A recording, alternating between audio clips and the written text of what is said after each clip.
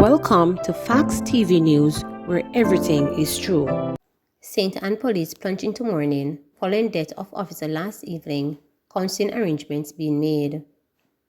Arrangements are being made for officers at the Runaway Bay Police Station in St. Anne to get grief counseling after one of their colleagues was found dead in his car in Ocherest late last evening.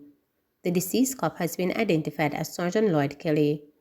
Reports are that about 8:40 p.m., Kelly was found unresponsive in his BMW motor car along the Exchange District Main Road.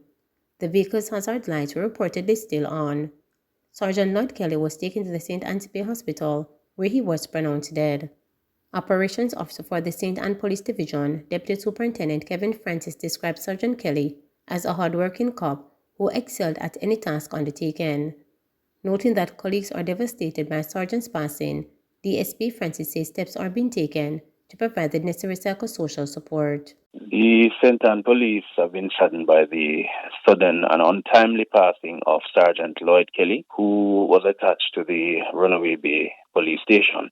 We want to express condolences to the family and the police family by extension, and just encourage them to take heart and be strong during this difficult time. The management of the St. Anne Division are currently organizing for counseling with our stakeholders for the staff, members of staff at the Runaway Bay Police Station. They have taken it hard, and generally, Ocherest and the entire division, persons have known Mr. Kelly as one of those hard workers, very supportive, very knowledgeable, and someone who you can call on for guidance in treating with just about anything. So we're trying to ensure that the members of staff at the Runaway Bay Police Station and across the division, St. Anne Division, are afforded counseling and the opportunity to reach out and talk to someone who can provide that level of comfort. Chief Justice says the time has come for judges to specialize in specific areas of law. Chief Justice says the time has come for the country's judges to hone their skills and knowledge so that they can specialize in a specific area of law. The Chief Justice notes that while judges may wish to be exposed to all areas of law, the reality is that all judges cannot achieve the required standard of competence in all areas. Therefore, he says there must be some sort of specialization for the nation's judges.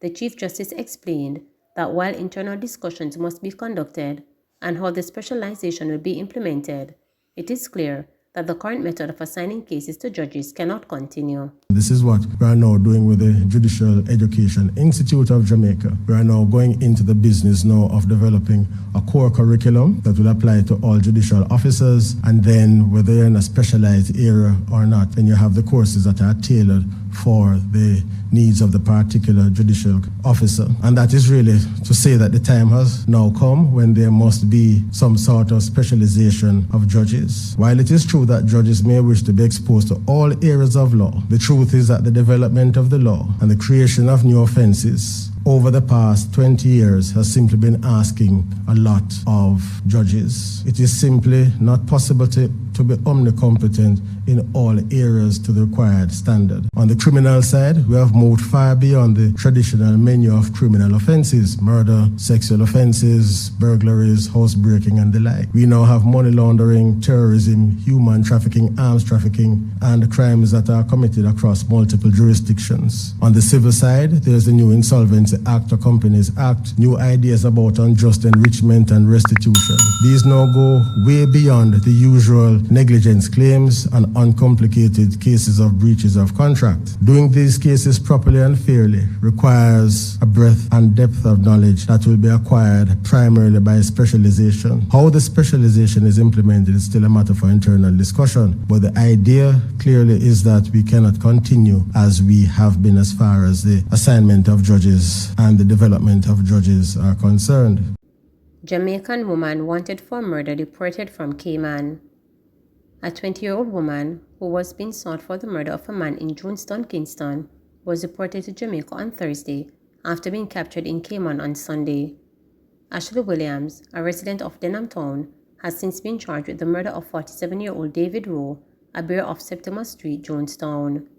A second suspect, 22-year-old Giovanni Thompson, has also been charged in the case. The police say on November 30 last year, Mr. Rowe was at his home on Septimus Street when he was accosted by Mr. Thompson and his girlfriend, Miss Williams. During a dispute, it is alleged that the accused woman pulled a knife and stabbed Mr. Rowe several times. Mr. Thompson then pulled an illegal gun and opened fire on the injured man. He was later pronounced dead at hospital. The accused man was captured last month during a police operation in Manchester. Hanover couple slapped with gun charges. A Hanover man and woman have been arrested and charged with the possession of prohibited weapon and ammunition following an incident which occurred in Green Island on Wednesday.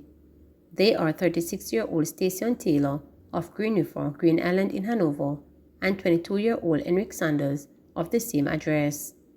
Reports were that about 11:30 a.m., lawmen acting on information received conducted an operation at a dwelling house occupied by Taylor and Sanders. During the search of a room, one 9mm pistol, 2 magazines, and 7 9mm cartridges were discovered. Their court date is being finalized. Man accused of breaking into senior citizen's home charged. A 31-year-old man who is accused of breaking into the home of a senior citizen on December 27 last year is scheduled to appear in the St. Elizabeth Parish Court on January 11. Leighton Powell, otherwise called Jasper, a farmer and laborer of Georges Valley, has been charged with burglary with intent to rob. The police say the senior citizen, who lives alone, returned to bed about 9 p.m. on December 26. Around midnight, he was awakened by a strange sound and saw light coming from a back bedroom. The elderly man confronted Powell, who ran and escaped through a back window. A report was made to the police, and Powell was taken into custody and charged. Lawful killing. A special coroner's court has ruled that the shooting death of a police constable who met his demise in a bar by one of his colleagues in Hopewell, Hanover, during a robbery was a lawful killing. The police constable Camar Beckford, who was stationed in Westmoreland at the Betheltown police station at the time of his death, shot in 2015 by a retired detective inspector Wayne Jacobs, who was a patron at the bar at the time of the robbery. Findings of the case, which were sent to the court in April 2002, were read by Parish Judge Carl Humes during the inquest in Lucy on Friday morning. 7 years after the shooting made the headlines. The Independent Commission of Investigations Indicom concluded in 2015 that Jacobs should not face criminal charges. However, the recommendation at the time was for the matter to be referred to the coroner's court for determination as to whether an inquest was necessary. Evidence at the time, Indicom said, indicated that Beckford was shot dead while committing aggravated robbery at Lorna's Bar and Grill in the parish. Inspector Jacobs was reportedly shot 3 times during the shootout, while another patron was shot once. According to reports, shortly after 1 a.m. on April 2, 2015, Beckford, who was wearing a mask, entered the bar in Hopewell with a gun in hand and began robbing patrons. He was challenged by the off-duty policeman, who returned fire. Beckford died on the spot. The police constable was fingered in several robberies in the parishes of Hanover and St. Elizabeth, where he resided. At the time of his death, an eyewitness told reporters that had the detective inspector not challenged Beckford, it would have been a case of mass murder inside the bar. Once the shooting started, it was like going through a minefield, said the man who escaped unharmed. Elated that he had been exonerated, Jacobs said on Friday that he knew he had done nothing wrong.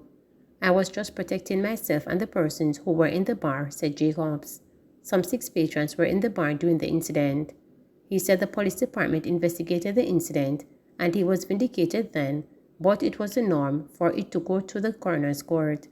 The former inspector was represented by Montego Bay attorney-at-law Henry McCurdy, who said justice has been served and his client is now able to move on with his life. "He has always stressed his innocence and that his actions were lawful," said McCurdy shortly after leaving court on Friday. Opposition calls on Health Minister Dr. Christopher Tufton to make more of an effort to know what is happening at health facilities across the country. The opposition People's National Party is calling on Health and Wellness Minister Dr. Christopher Tufton to make more effort to know what is happening at health facilities across the country. Opposition spokesman on health Dr. Maurice Guy told reporters that the call stems from reports that some hospitals within the Northeastern Regional Health Authority have run out of basic medical supplies. The opposition spokesman said, while it is important that Dr. Tufton trusts persons to effectively carry out their responsibilities, he must also take steps to verify if the nation's medical facilities are functioning at their best. I've been told that some of the hospitals in the Northeast Regional Health Authority are without some basic sundries, such as catheters for people with urinary problems. They can't find catheters. Patients have reported to me that they have gone to hospitals, Port Maria, and the doctor having told them that they can't change a catheter because they don't have a catheter. A simple thing such as a catheter. We cannot allow the health system to run now. The minister needs to know what is happening on the ground. He needs to walk the wards. He needs to walk the hospital and see how people are being treated. Trust, but you also need to verify. Please remember to subscribe, like, share, and click the notification